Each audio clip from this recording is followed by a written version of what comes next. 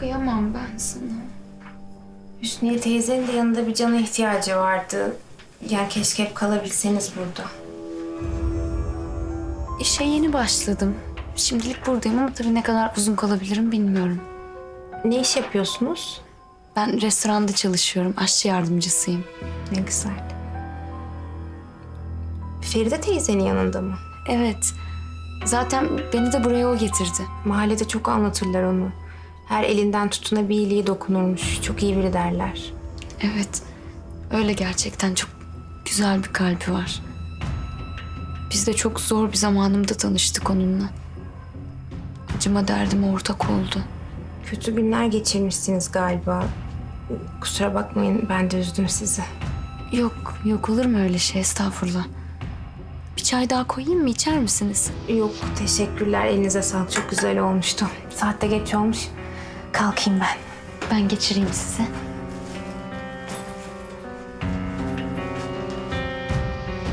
İşte Hülya'cığım olanlar bunlar. Cansu da şahit zaten. Ama benim bir korkum yok yani. Evet ama Sumrucuğum yani aslında başında sen hata yaptın. Yani kusura bakma. Rahmetli toprağı verir vermez çocukları kapının önüne koydun. Hayır biraz sabretseydin makul ve mantıklı bir şekilde yollarınızı ayırırdınız zaten. Bak işte Hülya bu konuda çok haklı. Yani hiç yoktan tatsız olayı yaşayıp üzülmeyecektik. Ya Azra bana şu anda düşman kesildi ya. Ne gerek vardı ki bütün bunlara? Sen ne diyorsun Mesut? Çocuklar size de geldi. Sen bile çığırından çıkıp tokadı patlatmadın mı Mert'e? Kolay mı sanıyorsun? Yıllarca baktım ben o çocuğa. Niye daha fazla o sıkıntıyı çekeyim ki? Neyse canım şimdi geçmişe dönmenin kimseye faydası yok. Şu an daha önemli. Sumrucuğum, Azra davayı geri çekmezse gerçekten yanarsın. Ben sana söyleyeyim de.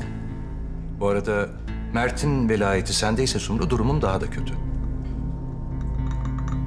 Anne, Mert'in velayeti sende mi? Ben de.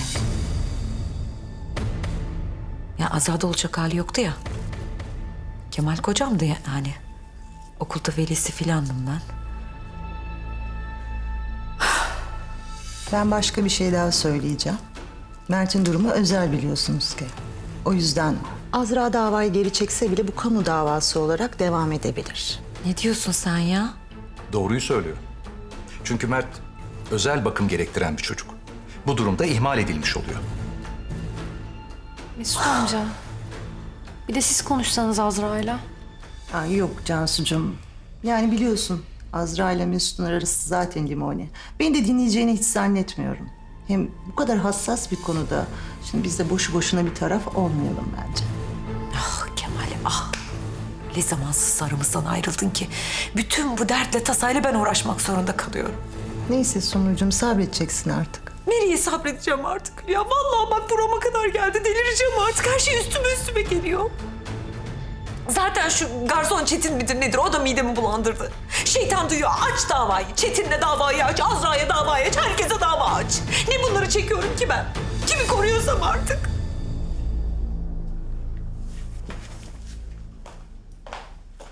Sumru. Biraz daha sakin ol hayatım ya. Görüyorsun bak Cansu çok etkileniyor. Yapma bunu. Hadi gel bahçeye çıkalım biraz hava al sen. Yok. Ben bir yüzümü yıkayayım.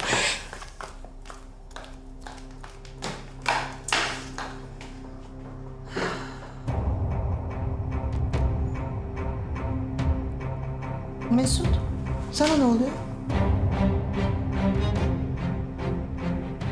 Baksana garson Çetin'le de dava açacakmış. Ya açarsa açsın. Sana ne oluyor? Sen neden geriliyorsun bu kadar? Anlamıyorum ki ben. Yok canım gerildiğim falan yok. Yani bütün o sorgulamalar, duruşmalar, davalar... Ya böyle adli işleri sevmiyorum ondan.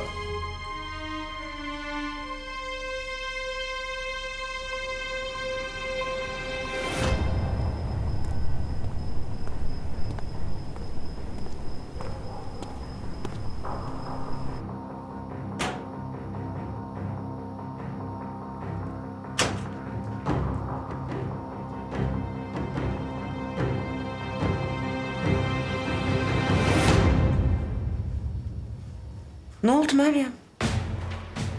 Azra'nın kardeşi o. Kaybolmuş. Karı durmadan arıyor. Senden iyi olmasın ama. Altın gibi kalbi var. Biz de çok zor bir zamanımda tanıştık onunla. Acıma derdime ortak oldu. Ben çok hızlı yürüdüm de biraz çarpıntı oldu. Ben bir içeri geçiyorum.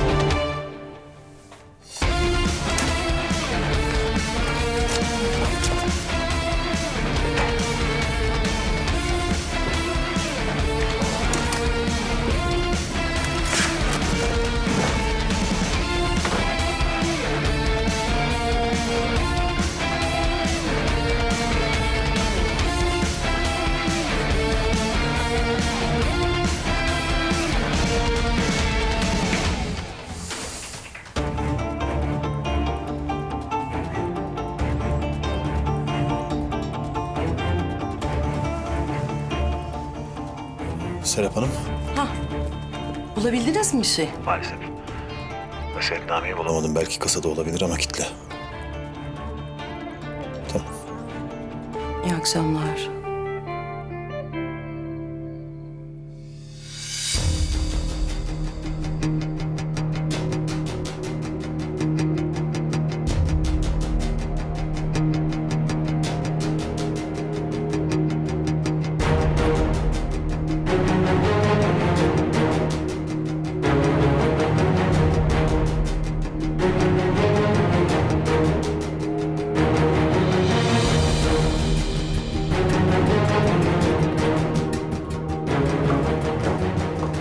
Belkıs annem nerede? Yattı mı?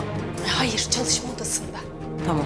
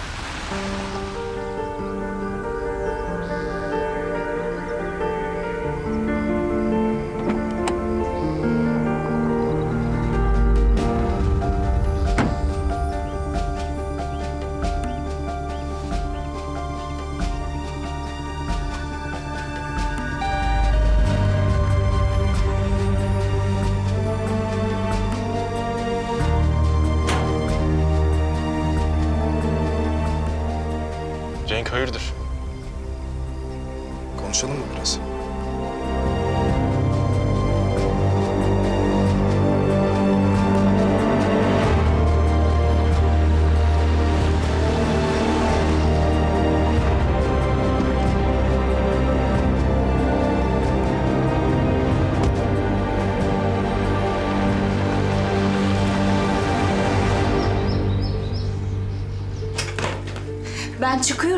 Yemeğini dolaba koydum. Öğlen Ayşe gelince yedirir, tamam mı? Ben kalkıp oynamak istiyorum. Durup dururken oynayana deli derler. Durup duruyorum zaten. Oynayayım da tam olsun bari. Hadi akşama görüşürüz. Tamam.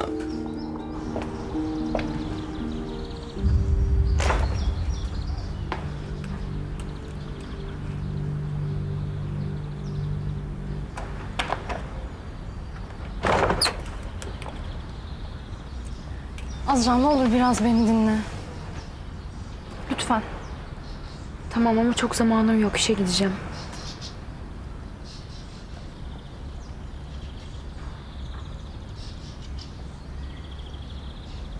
Bak biz seninle kardeş gibi büyüdük.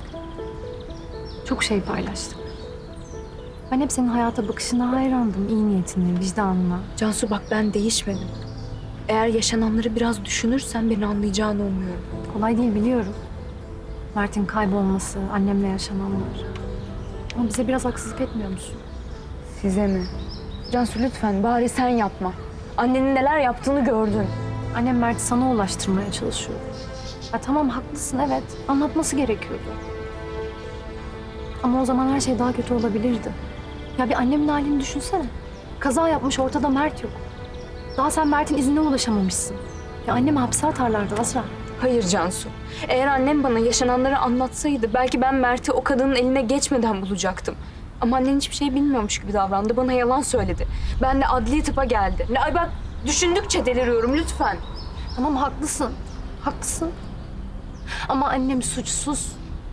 O Mert'e zarar vermedi. Bak bu yüzden ceza alabilir.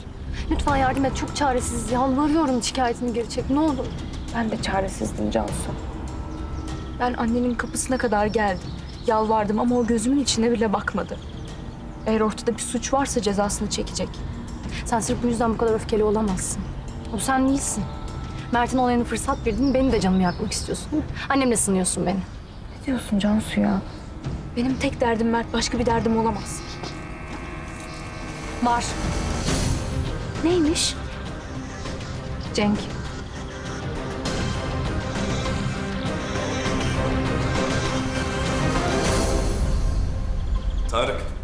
Tarık bak anlamıyorsun. Azra'nın nasıl biri olduğunu görmedin mi sen ya? Hepimize oyun oynadı, hepimizi kandırdı. Sen hala onu mu kollayacaksın?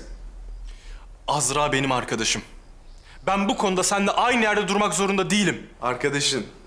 Arkadaşın doğru. Peki Çelen ailesine nasıl sızdığını da anlattı mı sana?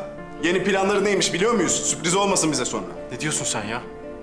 Benim sizin bu saçma sapan miras meselenize ne alakam var? Neden o zaman Tarık? Ha? Neden dibinden ayrılmıyorsun kızın? Bu seni neden ilgilendiriyor? Ya da şöyle sorayım. Sen Cansu'yu gerçekten seviyor musun? Tarık bana bak. Azra, sen, ben. Ortak tek noktamız var, o da Mert. Yakın zamanda bulunacak. Ha, Cansu'ya gelince ona zarar verecek en son insan benim. Sen bu ilişkiyi sorgulayamazsın. Öyle mi? Tamam. Sen de beni sorgulayamazsın.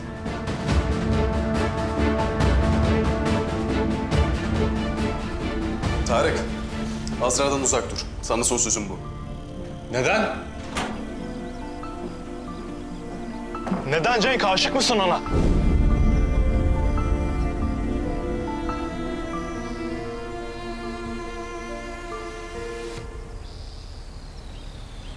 Ben Cansu'yla bir yola girdim ve öyle de devam edecek. Niye itiraf edemiyorsun? Ha? Söylesene, Azra'ya aşığım desene. Korkuyor musun? Sen madem bu kadar eminsin, ne biçim arkadaşsın sen? Ha? Gözümün içine baka baka Azra'ya... Ben o kadar adi değilim. Azra ben aptal değilim. Bir anda Cenk'le arkadaşlığınızın nasıl bittiğini gördüm. Cenk bana miras yüzünden kızgın Cansu. Yani mirasa konmasaydın devam edecektin öyle mi? Ne devam edecektim? Neye devam edecektim? Arkadaştık sadece. Sadece arkadaş mısınız?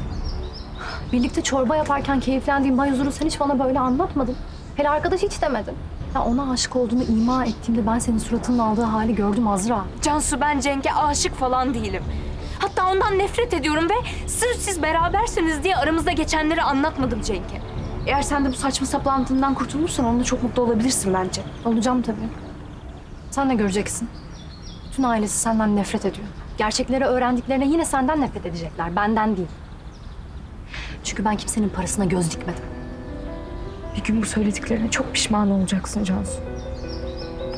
Ben asıl buraya geldiğim için çok pişman oldum zaten. Can vazgeçer mi can?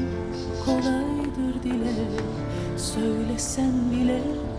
Kendimden vazgeçtim yok, dinlemez ki kalp. Kolaysa sökat, işler derine. Zor bir kafesteki kuş misali, gökyüzü görmez. Maviye hasretken aşk gözyaşı döker. Kurulmamış sözler yerine. Sen yalnızlığına, suskunluğuna, tutsaklığına isyan etmeden gel. Belki yeniden doğar geceden güneş bu defa. Sanma ki yaralı kanar bu kalp her tende. Böylesi bir acı ağır gelirmiş ömre. Neyse bile harap, güzelliğine vazgeçme. Hep saf kal, hep tertemiz. Sanma ki yaralı paramparça bu halin. Her bir savaştan çıkmışsın sağ salim. Kor gibi ateşe dönsen de vazgeçme. Bırakma elimi sensiz.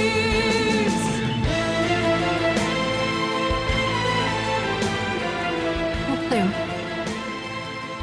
Hani sana sevdiğim bir çocuk var. Amerika'ya gidecek demiştim ya. Ne oldu, vaz mı geçti yoksa? Evet. Sonra vazgeçti. Çok sevindim senin adına. Can vazgeçer mi can? Kolaydır dile, söylesem bile.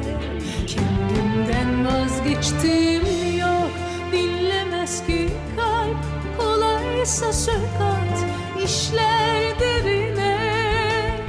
Sen yalnızlığına, suskunluğuna, tutsaklığına isyan etmeden gel. Belki yeniden doğar geceden güneş bu defa.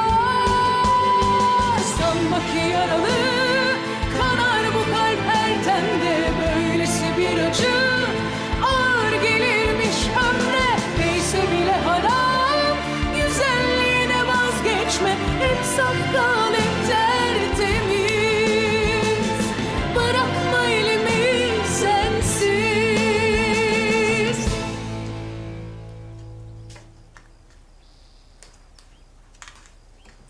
Mert'ciğim günaydın. Seninle biraz konuşabilir miyiz? Ben aslında sana bir şey sormak istiyorum. Sen nasıl kayboldun Mert? Azra işe gitti. Cips çikolata alacaktım. Ev kayboldu. Hangi ev? Annenin evi mi? Börek ablanın evi. Anne evi yok dedi Azra. Neden? Sonra anne kızdı Azra'ya. Bir daha da gitmedik. Peki sonra Sumru anne seni aradı mı? Evi kaybolunca Sumru anneyi aradım. Geldi, arabaya bindik. Sonra? Çok kötü bir şey oldu. Çarpıştı araba. Kaza mı geçirdiniz siz? Peki Sumru anne seni hastaneye götürdü mü? Bilmiyorum ki. Fatma vardı. Kimse yoktu. Kafam acıyordu. Meryem. Hadi gel bir lokma bir şey ye, çay koydum. Ben işe geç kalacağım ya. Sen Mert'i doyur.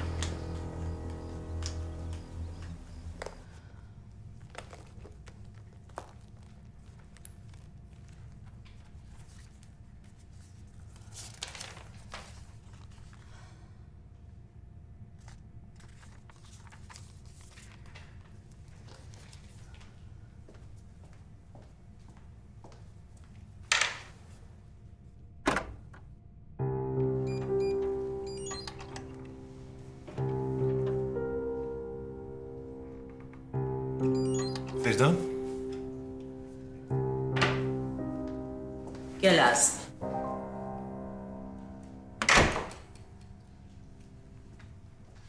Feride Hanım, dosyaları imzaladıysanız alabilir miyim? Maaş ödemeleri için. Alabilirsin. Seninle konuşmak istediğim önemli bir konu daha var. Otursana. Buyurun.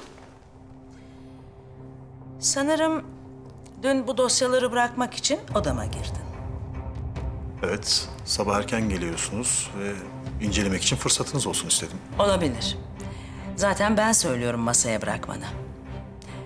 Ama başka bir dosyayı daha görmüşsün. Bağışlayın. İnanın istemeden oldu. Yani gözüm takıldı. Bir de sağlıkla ilgili olunca kendime engel olamadım. Ve çok üzüldüm. Azra'ya söylemeden önce benimle paylaşabilirdin üzüntünü. Açıkçası ben sizi korumaya çalıştım. Feride Hanım, her şeyinizi hiç tanımadığımız birinin ellerine bıraktınız. Ben tanıyorum ya, yetmez mi? Bu konuda benim şüphelerim var. Yıllardır ailenizin içindeyim. Biliyorsunuz herkese karşı saygım, sevgim sonsuzdur. Hiçbir şeyin size zarar vermesini istemem. Hele ki bunu yapabilecek birine müsaade etmem. İyi niyetinin farkındayım Azmi. Ama böyle özel bir şeyi başkasıyla konuşmadan önce bana danışmalıydın. Ben kızı bu konuda uyarmak istedim. Kötü bir şey söylemedim. Azmi, bir daha hastalığım konusunda kimseyle konuşmayacaksın. Ne ailem ne başka biri. Kimse bilmeyecek. Unutma, sebebi her ne olursa olsun aynı hataya düşersen fabrikadaki emeklerine yazık olur. Sana başka bir şey de demeyeceğim. Gayet iyi anladım. İzninizle.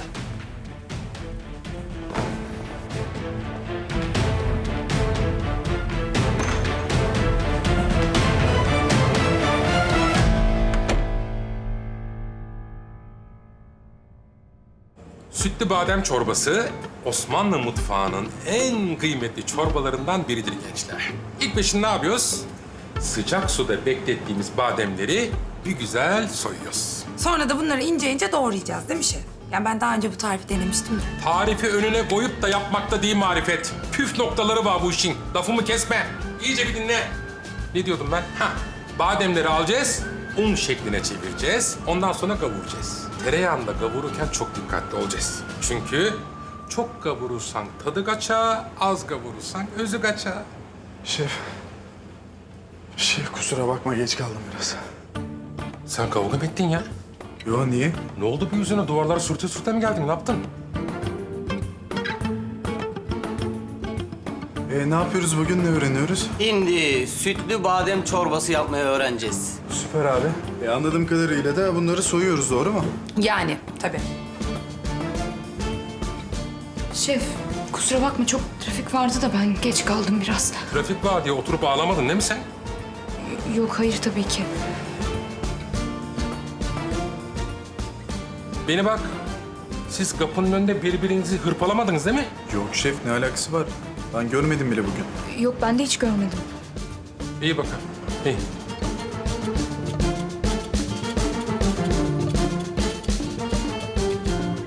Ne yapıyoruz bugün? Sütlü badem çorbası.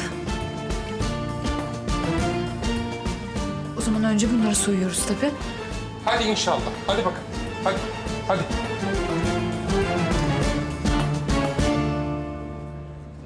Ay vallahi Sumrucuğum çok isabetli bir iş. Çok da keyifli görünüyor. Çok teşekkür ederim. Vallahi sayende oldu. Bir de çiçek yollamışsın. Çok da güzel. Ne kadar mutlu oldum. Ya rica ederim canım benim. Ya Sumru, telefonda soramadım ama şu tatsız olay demiştin. Ne o? Aman sorma ya. Üf. Benim üvey kızın marifetleri işte. Ortalığı karıştırmak için 2 polis yollamış. İşte para sızdırmaya çalışıyor. Aa, tehditle para mı istiyor sizden? Yok, tam tehdit değil. Yani burayı işlettiğimi öğrendi ya. Para sızdırmaya çalışıyor o. Peki o polis falan onları niye göndermiş? Şikayet etmiş. Para benimdi diye. Yani güya onun parasını almışım, ben burayı devralmışım. İftirada iftira olsa bari, sizden destek aldığımı bilmiyor ya. Atıyor tutarsa diye. Ay ama çok cahilce. Yani bunun yanında hiç ailesinden biri veya bir büyüğü yok mu buna akıl verecek? Yok anacığım yok, kimsesi kalmadı. Yani böyle ucuz ucuz oyunlar oynuyor. Herkesi kaybetti hayatında. Olacak iş değil. Sorun. Serap Hanım. Merhaba Azmi Bey. Hayırdır? Hem hayırlı olsun demek istedim hem de şu olayı konuşmak istiyorum. Pardon, olay derken?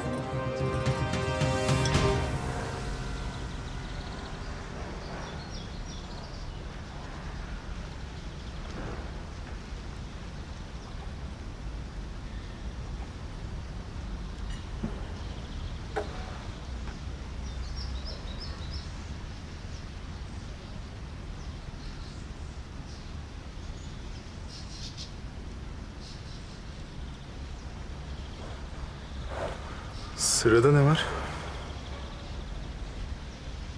Ne demek şimdi bu? Gayet açık sordum aslında. Benim karşıma çıktın. Beni masum bir kıza inandırdın. Sonra yaşlı bir kadının hayatına girdin. Onu usta bir şekilde kandırdın.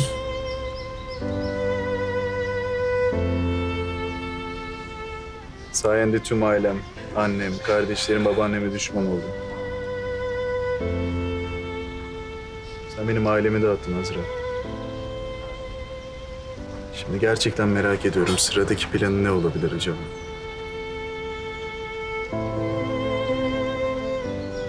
Cenk bak. Feride Hanım kandırılamayacak kadar mantıklı ve akıllı bir insan. Bence sen beni sorgulamadan önce kendine dön bir bak. Ailenin sana bu kadar ihtiyacı varken sen kaçıp gitmeyi tercih ettin ya. Benim yapamadıklarımı sen yapacaksın o zaman. Öyle mi? Onu da bu şekilde ikna ettim muhtemelen. Gerçi insanların yüzüne bakarak etkileyici cümleler kurmak senin işin bence de. Bu işte gerçekten başarılısın. Bence pişman olacağın şeyleri söyleme Cenk. Sırada ne var Azra? Hı? Burada çalışkan kız oynayıp sonra yöneticilik falan mı? Şirketi sızacaksın değil mi? Kesin düşünmüşsündür sen bunu da. Düşünmemiştim ama sen söyleyince çok mantıklı geldi biliyor musun? Belki sen de hırslanıp arkamdan şirkete gelirsin. Sorumlulukların farkına varırsın. Sorumluluklarımı senden öğrenecek değilim ben. Pardon, Cenk ne tarafta acaba? Ha, molada o. Şuradan geçebilirsiniz. Öyle mi? Peki o zaman niye burada kaldın? Niye bütün gününü patates soğan arasında bana öfkelenerek geçiriyorsun? Hayallerine ne oldu Cenk? Sana hayallerinden vazgeçme dedim. Güçlü ol dedim. Sana değer veren insanların hayallerindeki onları ezgeç demedim. Sen busun işte. Her zor anında kaçıp giden bir öfkelisin sen.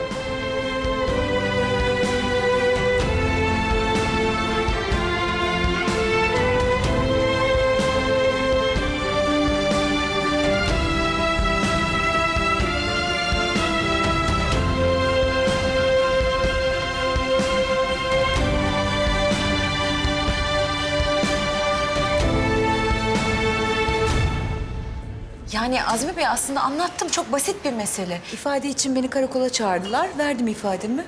Bu kadar basit bir olay yani. Farkındayım.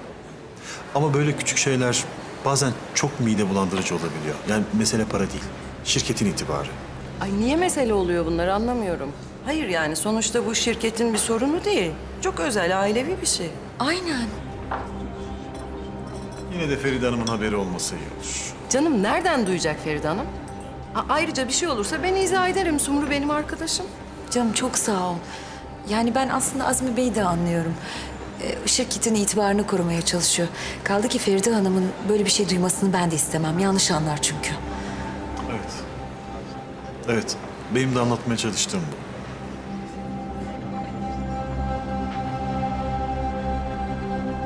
Neyse ben daha fazla rahatsızlık vermeyeyim izninizle. Ben de çıkacağım sizinle birlikte geleyim. Ne güzel oturuyorduk. Yapacak çok işim var daha. Görüşürüz. Gel ama yine. Geleceğim tabii. Azmi Bey. Soruşturma sonucunu bana bildirirseniz içim rahatlasın. Tamam mutlaka haber veririm.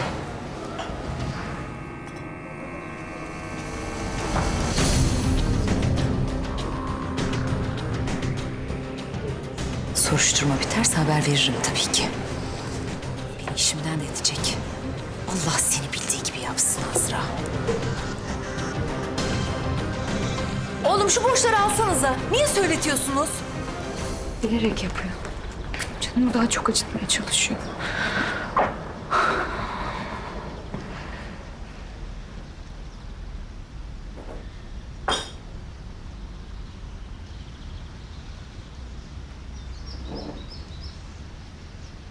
Haber verseydin bu sinir katsayısıyla karşılamazdım seni. Kusura bakma.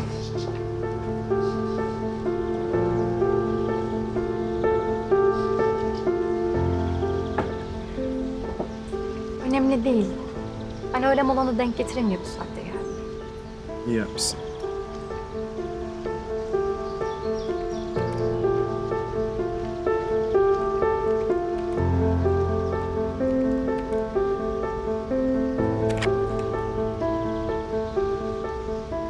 Seç bakalım. Bunlar ne? Acil durum kaçış bileti falan mı? Yok. Yani ben öyle düşünmemiştim ama sanırım şu an duruma uygun. Bir tane konser, 2 tane sinema, bir de tiyatro bileti. Ne zaman yapacağız bütün bunları? Sen seç, biz programı yapacağız.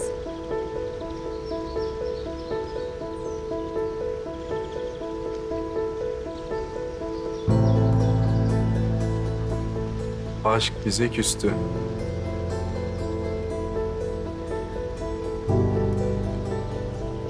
Filmlerden biri buydu. Diğeri neydi? O macera filmi, Kaçak. Ama sen bunu seçtin. Aşk bize küstü bu akşam. Bu akşam. Ama bu akşam çok yoğun çalışıyorum ya ben. Çok yorgun olacağım. Peki, o zaman yarın Kaçak'a ne dersin? Yarın konuşsak. Anladım. Senin canın biraz sıkkın tabii. Mutfak arkadaşın Azra ile kavga ettiğin için değil mi?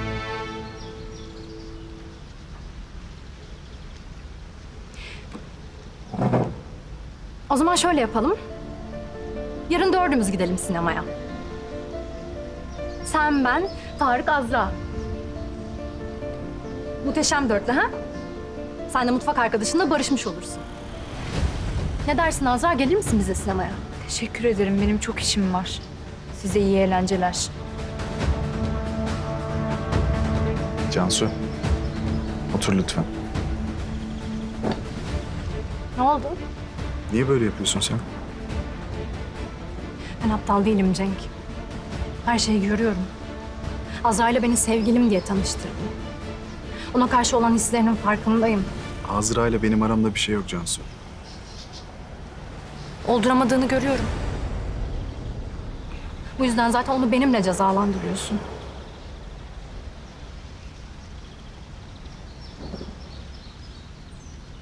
Cansu bak. Ben seni hiçbir zaman kırmak istemedim. Ne şimdiki arkadaşlığımızda ne de bundan önceki arkadaşlığımızda. Bana olan sevginin farkındayım. Buna sahip çıkıyor olman gerçekten çok değerli benim için. Ama şunu unutma. Ben seni hiçbir zaman kandırmak istemedim. Ben bize şans veriyorum Cansu. Biz olmaya çalışıyorum. Şans verdin demiştin. Evet. Hala aynı yerdeyim. Ama bu seni gerçekten incitiyorsa bitirebiliriz. Ben sana saygı duyarım. Ben yıllarca bir hayalle yaşadım. Seninle birlikte olabilmenin hayali. Ve şimdi yanımdasın. Bana uzaksın ama yüzün bana dönük. Bununla yetinmem gerek biliyorum.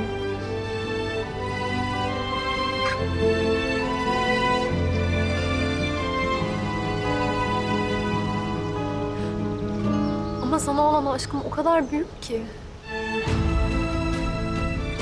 Sabretmeye, seni kazanmaya değer. Senden asla vazgeçmeyeceğim.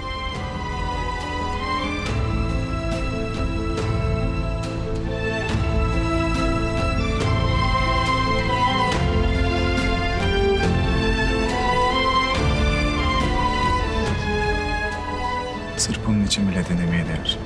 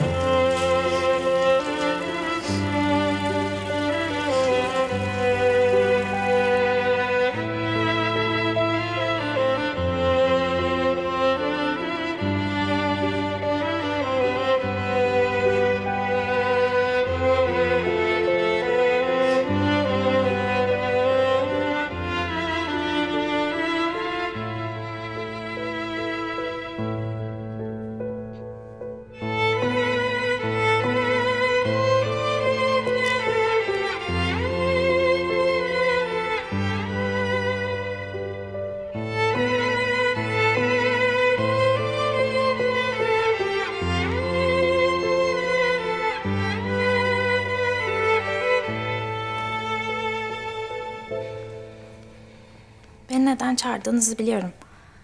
Bir an evvel fırçanızı atın da ben gideyim artık. Bu kadar peşin hükümlü olma kızım. Aç mısın, sana bir şeyler getirteyim mi? Teşekkürler, aç değilim. Arda sana çok değer veriyor. Arda benim küçük torunum biliyorsun. Benim için çok değerli.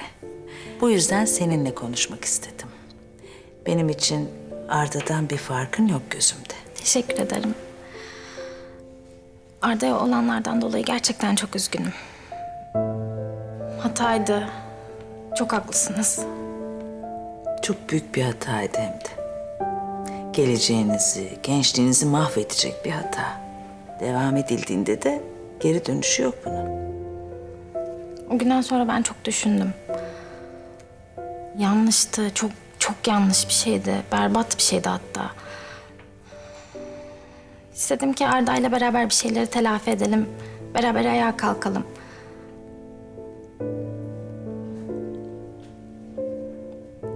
Ama abisi buna izin vermedi. Cenk kardeşini korumaya çalıştı sadece. Ama bu demek değil ki seni çaresizliğine baş başa bırakacağız. Bu yaşananlardan sonra ailenin bizimle görüşmesini ve sana da destek olmasını beklerdim doğrusu. Ne ailesi ya? Benim ailem falan yok ki. Nasıl yok? Annemle babam ben çocukken ayrılmışlar. Annem başka biriyle evlenip yurt dışına gitmiş. Ayda bir gelip gidiyor işte. Ne yaptığım umurumda değil. Okul taksitim yatsın, harçlığım cebimde olsun. Başka hiçbir şey önemli değil onun için. Baban, onunla görüşmüyor musun? 5 yıldır görüşmüyoruz babamla. Önceleri annem görüştürmedi beni. Niye bilmiyorum. Sonra da izini kaybettim. Hiçbir yerde bulamıyorum.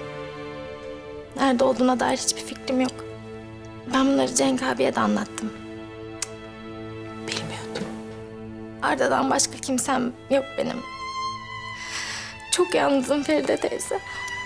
Aa, olur mu hiç? Biz varız.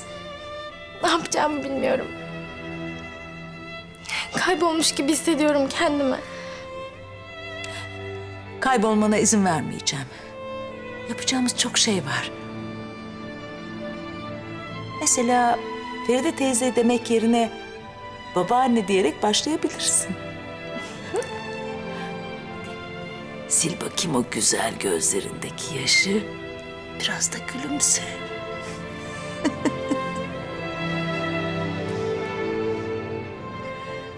Ben sizin böyle biri olduğunuzu bilmiyordum. Aa, o küçük serseri sana ne anlattı bilmiyorum ama öcü olmadığım ortada. Yok öyle anlatmadı tabii ki de ne bileyim böyle büyük anne falansınız ya. Ben sizi böyle yatılı okul mürebbiyesi gibi falan bekliyordum açıkçası.